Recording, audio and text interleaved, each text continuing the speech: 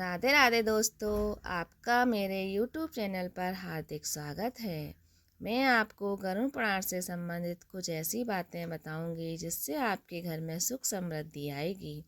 अगर आपके हाथ में भी अगर पैसा नहीं रुकता है तो आप कुछ नियम को अपना सकते हैं जिससे आपके घर में भी सुख समृद्धि और पैसे की वृद्धि बनी रहेगी।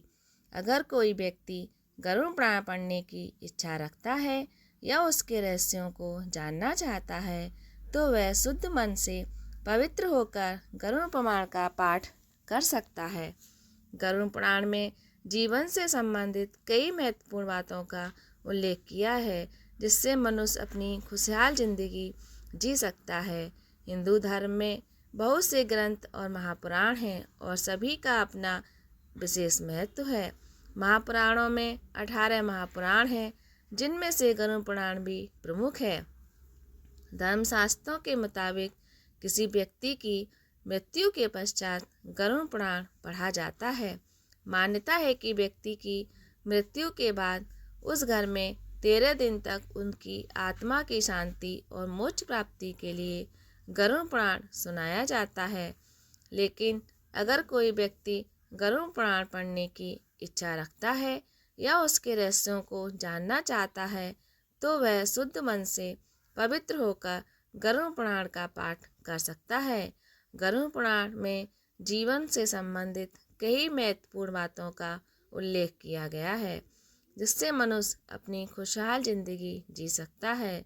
अगर आप बहुत पैसा कमाते हैं लेकिन फिर भी आपके हाथ में कभी पैसा नहीं रुकता तो आप इन सरल से उपायों को करिए। पहला, घर में नियमित रूप से रामायण, महाभारत, गरुड़ पुराण का पाठ करने से घर में सुख समृद्धि का वास रहता है। इसलिए इन पुराणों और ग्रंथों को पाठ करते हुए भगवान का स्मरण भी करना चाहिए।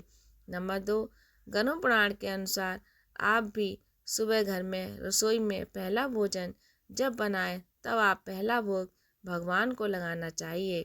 ऐसा करने से सभी देवी देवता प्रसन्न होते हैं और घर में हमेशा माँ लक्ष्मी का वास रहता है। बिना भगवान को भोग लगे भोजन करने से माँ लक्ष्मी नाराज हो जाती हैं।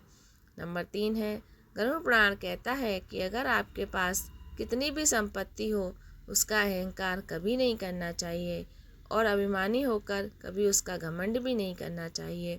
जो लोग घमंड करते हैं या दिखाते हैं उनके यहाँ लक्ष्मी कभी नहीं रुकती। नंबर 4, भूखों को भोजन कराने और ज़रूरतमंदों की मदद करने से पुण्य की प्राप्ति होती है। इसलिए गरुड़ पुराण कहते हैं कि अपने सामर्थ्य के अनुसार जरूर दान करें। इससे न सिर्फ आपकी पीढ़ी का उद्धार होगा बल्कि माता लक्ष्मी भी प्रसन्न रहेंगी।